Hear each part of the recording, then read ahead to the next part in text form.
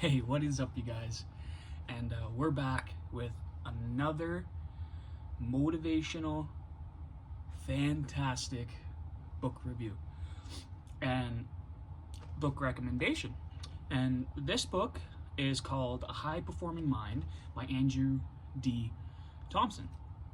And I'll just read the back so you can kind of get an idea of who Andrew D. Thompson is. He spent his life as a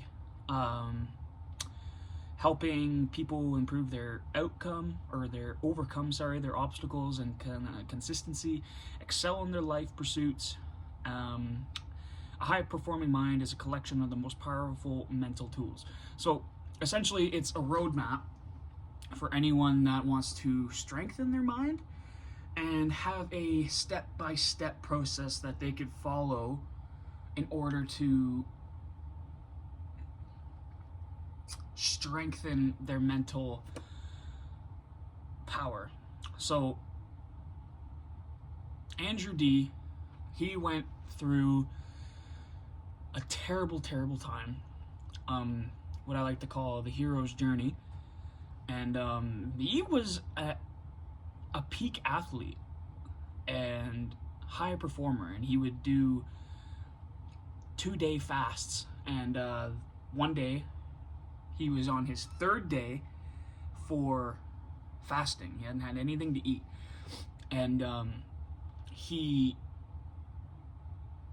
was feeling very off. His energy level plummeted, and he was dizzy, he was nauseous, he just wasn't feeling good, and he felt as though something wasn't right. So he instantly, because he was on his third day of fasting, so he was like, okay, I gotta get some food in me, I gotta eat something, right? So he started eating a couple things, and it still wasn't satisfying this gnawing feeling, this low energy, dizziness, nausea, all of that. So he was getting really concerned because he was getting to the point where he was almost passing out. And so he eventually went to the doctor, and they said that after multiple different tests and everything, that he has a phosphate deficiency in his body. So this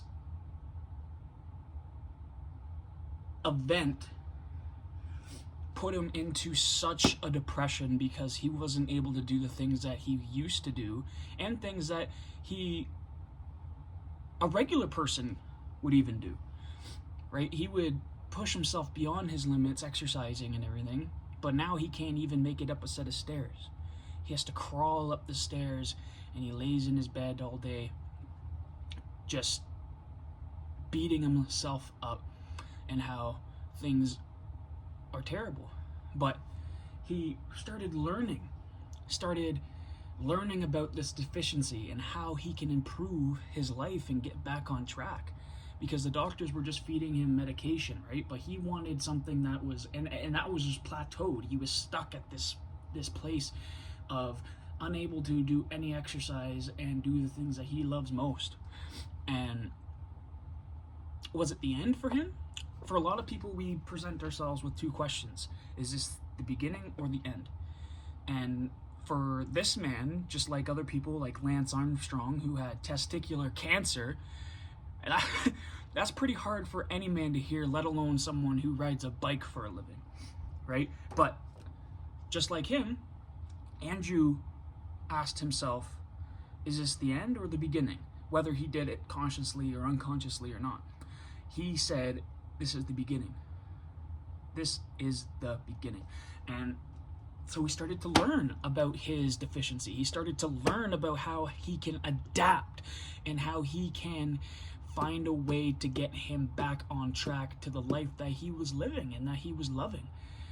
So what he talks about is having a burning desire. You have to have a desire. He who has a strong enough why can bear almost any how. So if you have a powerful enough desire to achieve something, then everything else becomes a lot easier because you're being pulled towards that. Being pull is a lot stronger than push, right? So you're being pulled towards that goal, that bigger purpose than yourself. And during this process, he developed a lot of steps and different methods of how to deal with all of these issues, right? Like empowering your will and how you talk to yourself. This is a pattern with a lot of self-help books and stuff like that. The way you talk to yourself, the way you communicate to yourself is absolutely important. One of the most important things, because like Bruce Lee says, be careful of the words and how you speak to yourself, because words cast spells. Your body doesn't know the difference if you're saying something negative or not. Your brain is a question answering machine. So regardless if you ask it a good or a bad question, it's going to give you an answer. If you ask it, oh, why am I so fat and why can't I get the motivation to work out, your brain is going to find a reason, and it's going to reinforce that belief that you have that you can't get the weight off, right? So no matter what you say, words cast spells, and that's why they call it spelling. You have to be careful with the words that you use and that you choose to communicate to yourself. So he developed a series of different questions that you have to ask yourself in situations of dire mental state. And again, like, this is a great book. This is a great book for anyone who wants to improve their life, strengthen their mindset. Don't you want to have a powerful mind? Everyone is obsessed with working out their muscles and their pecs and their legs, but not many people are interested in strengthening the most important muscle of the human body, and that's your brain. So your brain is just like any other muscle. How do you grow a muscle? You push yourself beyond what's comfortable, and that creates growth. So that's the pattern that I find with a lot of self-help books, is you have to push yourself beyond what's comfortable. And he developed the 12 attributes of high performers and wrote A High-Performing Mind based on his observations and experience over 3 decades of working with high performers and the additional insights gained from overcoming the life-threatening health condition that he had. So I think this is a great book for anyone who wants to improve their life, improve their mindset, and their personal relationships with the people around them.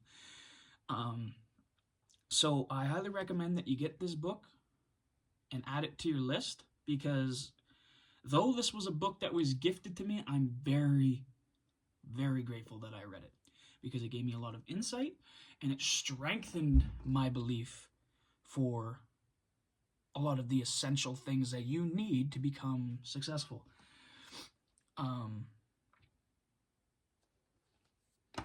There was another part that I just wanted to mention, that I like that some books do this. Some books I don't like when they do it, because I feel like they're just trying to fill the space of their books. But I'm a believer in writing things down. Some people don't believe in writing things down or making lists or some of that shit. But I think that if you write something down, it strengthens that neural connection and habituates it in your mind. If you write it down, it strengthens it. If you say it out loud, it it makes it stronger and stronger and stronger. And if you use energy and if you use enthusiasm, then it strengthens it even more neurologically in your brain, and it stores it in the subconscious so that you don't forget it. There are no unresourceful people, there are only unresourceful states. So if you're in an unresourceful state, then you're going to have a hard time remembering things. Why was it that one time you could remember something and then now you can't? It's because you're in a different state, right? So highly recommend it. A High-Performing Mind by Andrew D. Thompson. get the book. Let me know what you think. And leave a comment below if you want me to read a book that you're going to recommend. Recommend a book to me. I will read anything, honestly. I like nonfiction, but I will read fiction books as well, as long as they have a strong, compelling story where the person's going on a hero's journey. That's the kind of stuff that I like. So get the book, let me know what you think, and I'll see you guys on the next inspirational, motivational, fantastic book review / recommendation. See you guys on the next one.